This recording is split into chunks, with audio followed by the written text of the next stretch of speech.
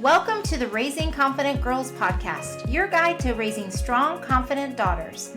I'm Melissa Jones, the founder of Girls Positivity Club and a teacher for over 20 years. In a world where girls often feel overwhelmed, anxious, and confused, this podcast is your go-to space. As caregivers, we navigate challenges together. I founded Girls Positivity Club to provide a place where you belong and get the tools to face today's hurdles. Consider this your regular check-in with a trusted friend, offering insights and practical tips for meaningful conversations. I'm here to help you feel confident on this journey of raising a generation of empowered girls.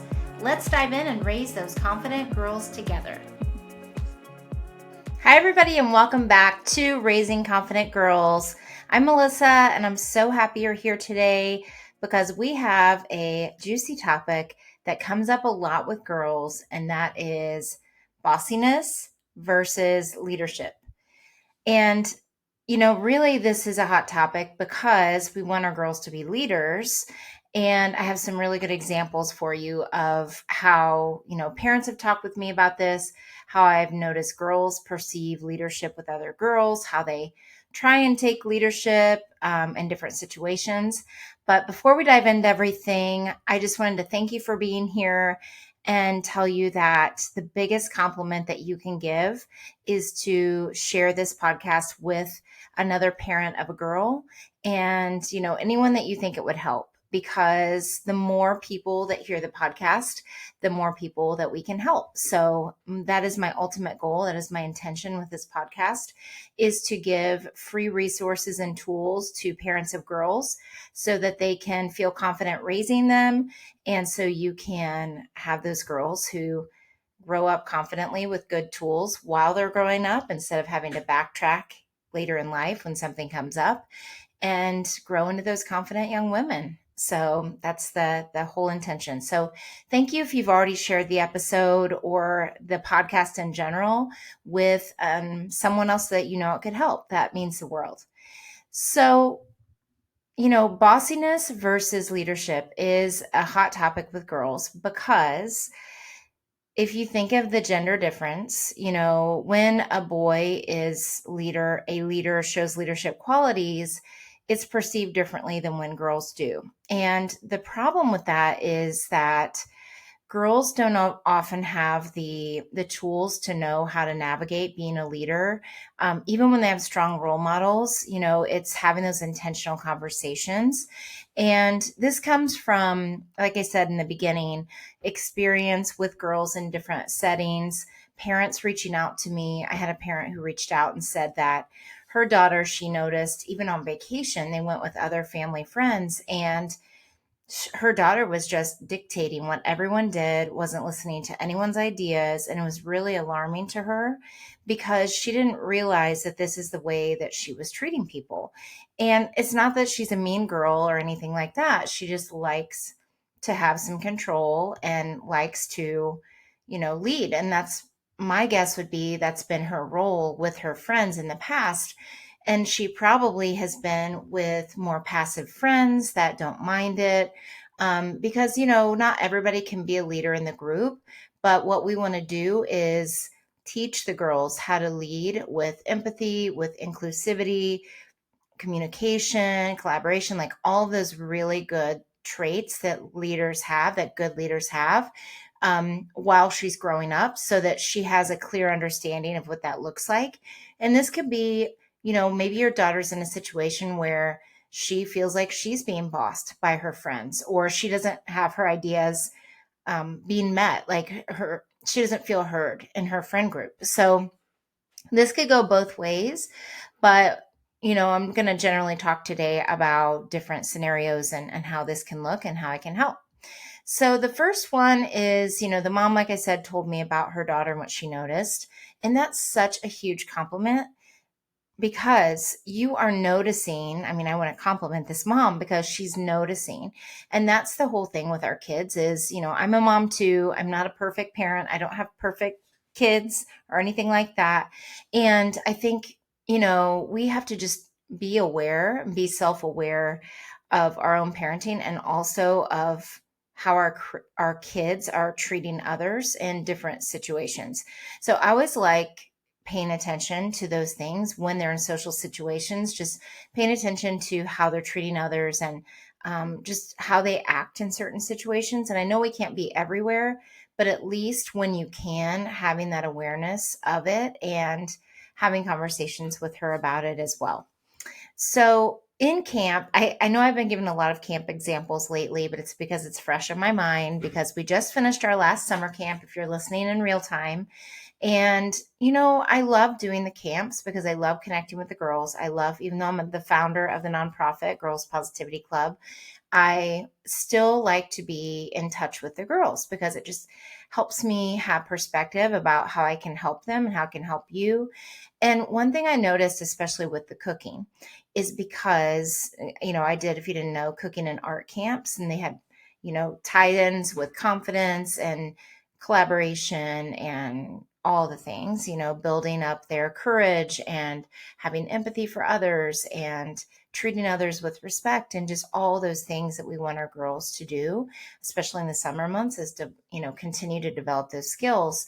And especially with the cooking, because the art activities were more independent, even though they were with other girls, they weren't necessarily collaborative art activities. But when we would cook and get into our cooking teams, I would, model with them, how do you communicate in your group? You ask each other what they want to do. You make sure everybody has a turn. You pay attention to how people are feeling in the group and how it's going and things like that. So I would prep them every single time we cooked for those situations. But every time it still is going to arise because they're kids and they're learning and they're not perfect at everything. And, none of us are. So there were several circumstances with lots of personalities of girls where one girl would want to take charge. And there's nothing wrong with that. But the difference is the way that she took charge. So there was one girl who, in one situation, wanted to hold everything. And she, wanted to pass everything out to everyone. She wanted control over everything on the table. And the other girls didn't like that because they felt like they didn't get any say in anything. And so it was pointing that out to her when they were having some conflict about that. Like the other girls were speaking up and being assertive. Like, we would like to also decide, not just you tell us what to do. And another one was communicating. So especially with the younger girls, and not always the younger ones, but teaching them how to say what they need or what their ideas are in a way that is collaborative and not just, I want to do this. It's like, I really like to stir. I really like to crack eggs.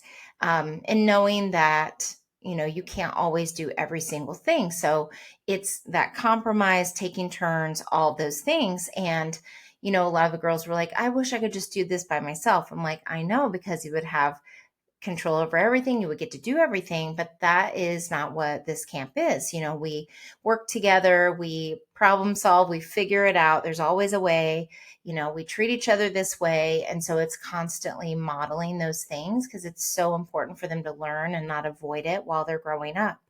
And so, that was something I noticed too.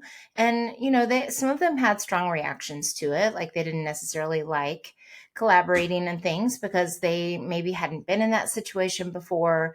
And so it's just teaching them and equipping them with as many tools and as much self-awareness as possible where they are in their developmental level at that time. And I also saw this in the classroom. So if you think about school, I saw a lot of, if you didn't know, I was a teacher for over 23 years. I saw a lot of this in group projects or partnerships. So especially when I would try out different personalities together.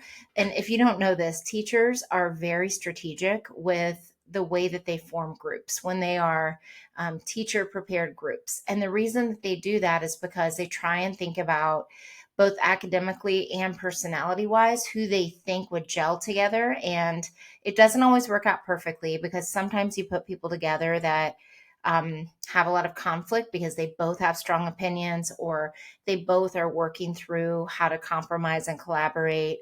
And if you put four passive people together, then no one wants to decide anything. No one cares, and it's teaching them how to speak up. And so there's a lot of depth and a lot of thinking that goes into teachers forming groups.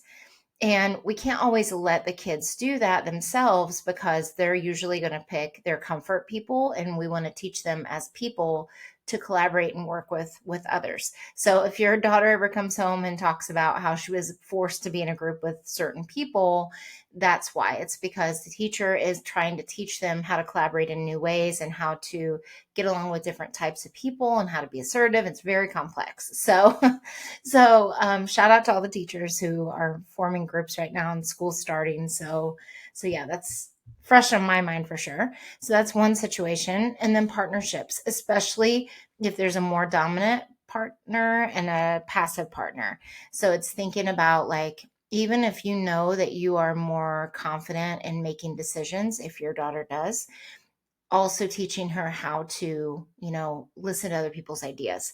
So I would see this happen a lot where it would either go really well or there would be some conflict, and it's, supporting them through all of those things while they're figuring it out. And it's the solution isn't to avoid it. And that's oftentimes what any personality would say.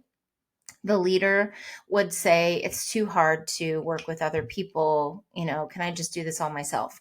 Or the passive person, I don't really like to work with other people, I just like to be by myself. And there are times for independent work, but we can't avoid that with our kids because they have to learn in the world like how to work with others. I think that's such an important skill.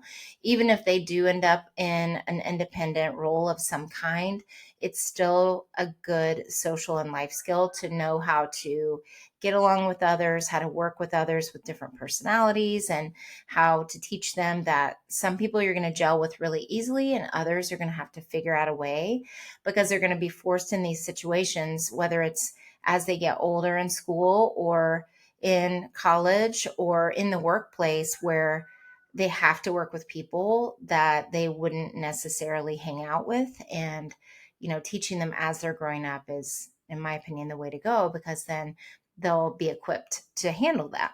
And also teaching them how to lead no matter what their personality is. It doesn't mean that it's only the dominant people that are leaders. And that can also change over time. I used to be very passive with my leadership, and I had to find my own way with being, a servant leader and being inclusive and hearing other people's ideas, and also standing behind decisions that I make with different things. Yeah. And it's all trial and error, and it's figuring it out. So it's supporting your daughter through all of that.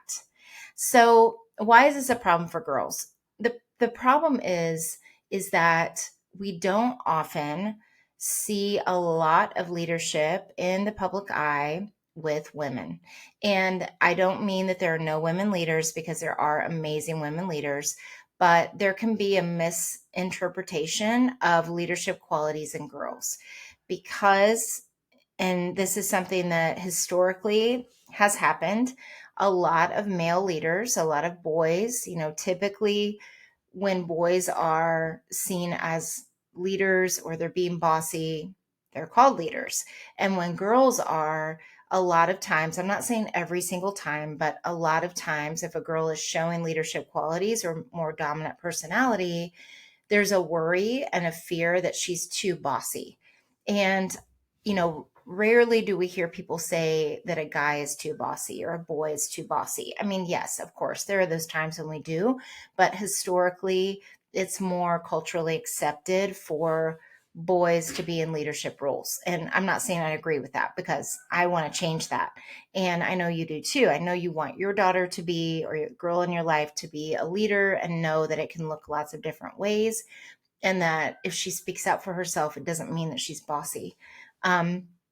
So that's one problem. The other is it can cause peer conflict. So when a girl is more domineering or is trying to lead and the others aren't taking it well, because maybe her approach isn't the best, or maybe the other girls don't want others to make decisions, like maybe they are feeling like they also want to be heard, it can cause those peer conflicts, and they can be seen as a problem to work with, in the kids' eyes. And then there can also be a lack of guidance. Like people don't necessarily know how to teach, or they don't think that leadership can be taught in a natural way. So it's being aware of it and knowing little ways that you can teach leadership qualities and for her to notice those for herself. And it's really just, being assertive and showing her what that means and not making the assumption that she should automatically know how to be a leader, because boys or girls, gender aside, it does need to be taught. And I think we need to be intentional about what we are teaching our kids. And leadership is one of those things, especially with girls, that we need to model for them and teach them.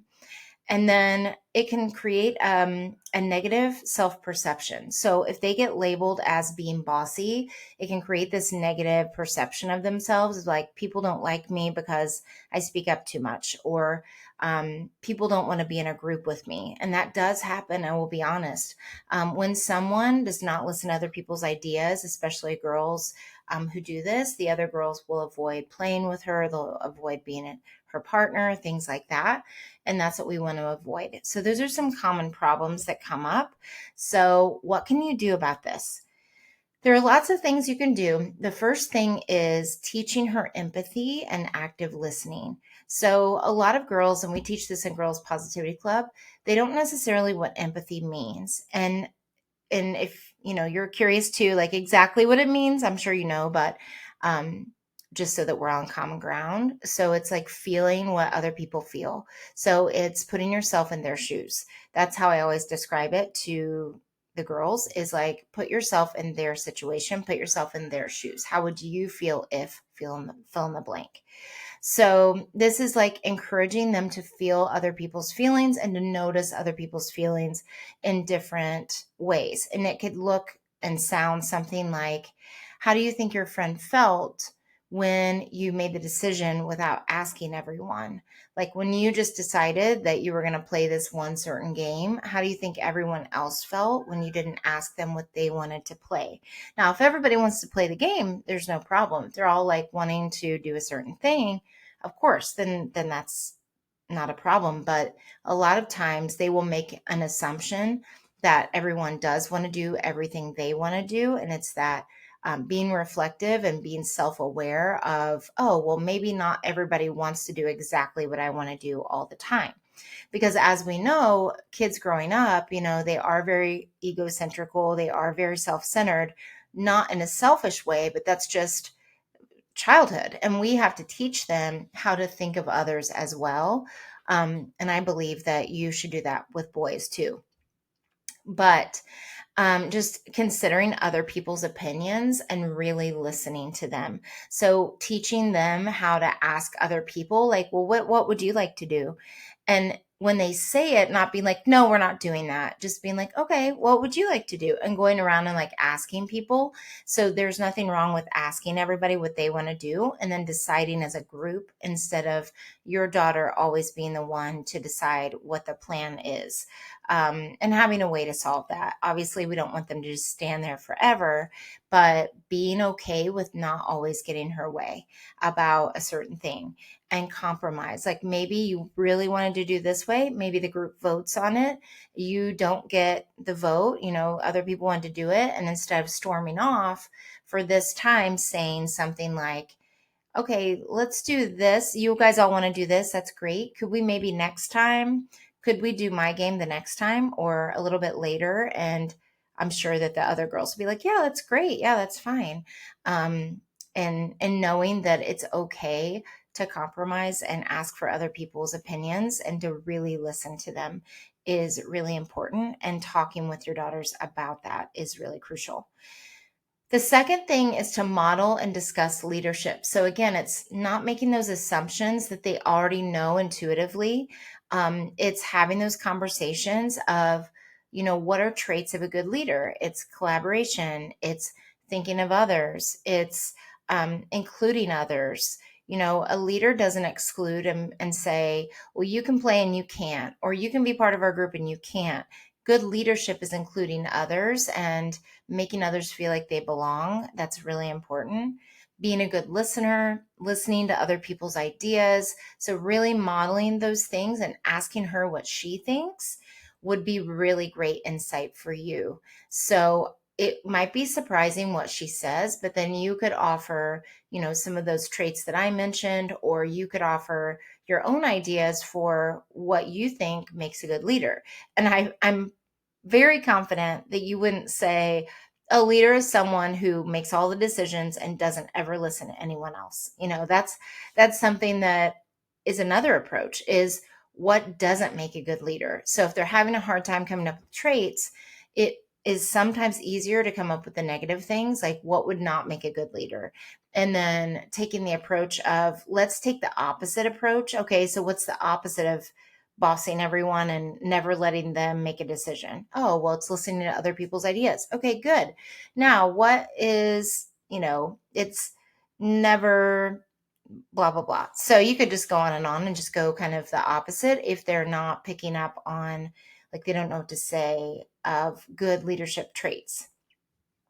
Another thing is setting those clear boundaries and expectations. So, what are some ways you can encourage your friends to participate without telling them what to do? So, it's setting that boundary of you being like, okay, especially if you're noticing, like this mom did, or like I did at camp, I said to the girls, in this group, one person should not be deciding every single thing. We want to include everyone and we want everybody's ideas to be heard. So, how could we do that? So, it's helping foster that, like, especially if your daughter has girls over and you notice there's a lot of conflict around this, and one girl is doing this certain thing, or it's your daughter who's doing the bossing, so to speak. It's helping them work through it. And obviously, too, they have to work through things themselves. I'm not saying you always jump in right away. I let the girls at camp start to try and work through it themselves first before I stepped in. So it's not like I jumped right in. It's good for them to kind of figure it out and struggle a little bit with, okay, what do we want? What are we going to decide? Even though I had already modeled that, and letting them problem solve and figure it out, and then me being there to support. And it's helping her understand the importance of those boundaries, respecting others, being themselves, and asking what are ways that you can lead by example rather than dictating. So leading by example is a super, super powerful way to be a good leader. And I hear this from a lot of quiet girls who want to be leaders, is like, okay, you show the example, you be the example. And also teaching her how to be assertive and speak up for what she needs and wants, but also leading by example is very powerful. And then reflective thinking is another one. So, how did today feel when this happened, when you were in the group and everybody was sharing their own ideas and you were coming up with it together? How did that feel? Or the opposite, how did it feel when this person was telling you everything to do and not asking for your opinion? And really thinking, like, especially after a situation, what went well, what could have you done differently? Because it's all about learning and teaching her that she doesn't have to be perfect.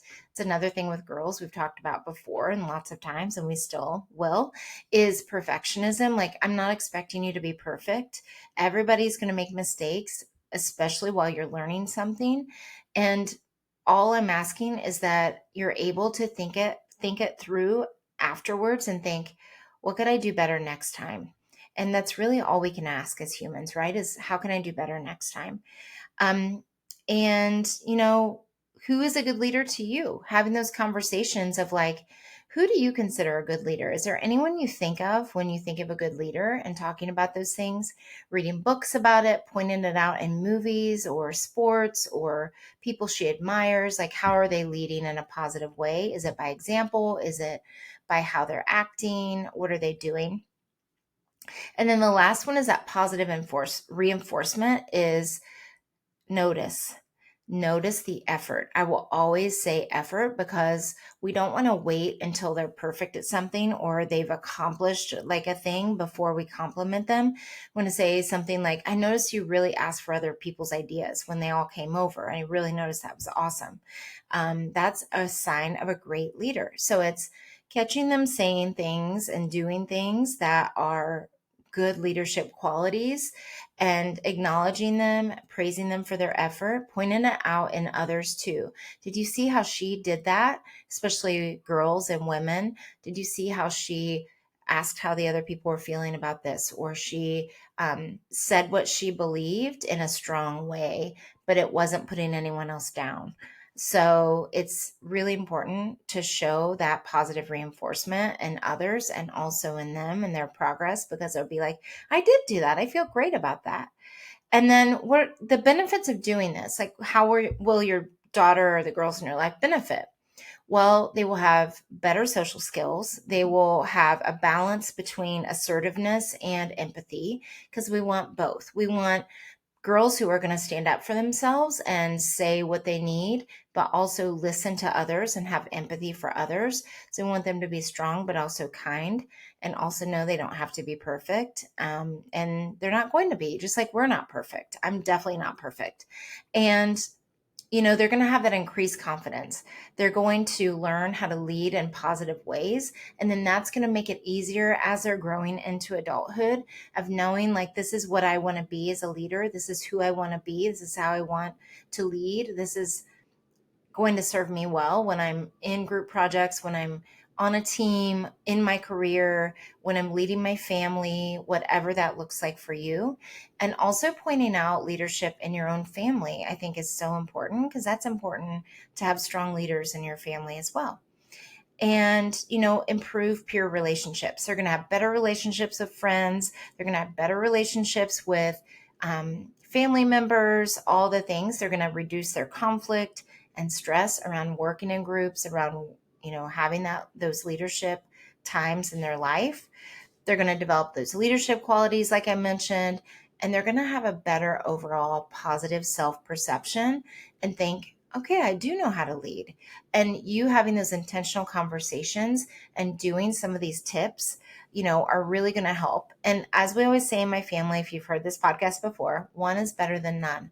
So trying one of these things, whether it's teaching empathy and active listening, modeling that leadership and discussing it, setting those clear boundaries and expectations around leadership, encouraging that reflective thinking, positive reinforcement, pointing it out. I think it's a combination of all those things, but doing one small step is a step in the right direction. And you can tell your daughter the same thing. One is better than none. One try is better than no tries. And just continuing to do it and encourage her that she doesn't have to be perfect. There are going to be times it works out really well and other times it doesn't. And she just has to keep going and keep trying, just like you do as a parent, just like I do as a parent. And I hope this was helpful.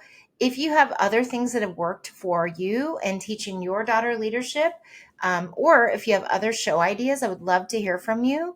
And I would love to see and hear who's listening to the podcast. So please share this with another friend or parent that you know of a girl. And I would love you to DM me on social media. Let me know what is resonating with you. And until next time, keep raising those confident girls. You're doing great. Keep going. Thanks for joining another empowering episode of the Raising Confident Girls podcast. Share today's insights with caregivers and friends, building beautiful relationships with strong girls. Hit subscribe so you never miss an episode. We're not just a podcast, we're a community. Follow Girls Positivity Club on social media for more empowering content on Instagram, Facebook, TikTok, and YouTube. This podcast empowers you, supporting incredible girls. Let's create strong, beautiful relationships with the girls in our lives. I appreciate you listening today. Stay confident, stay connected. Until next time, keep raising those confident girls. You've got this.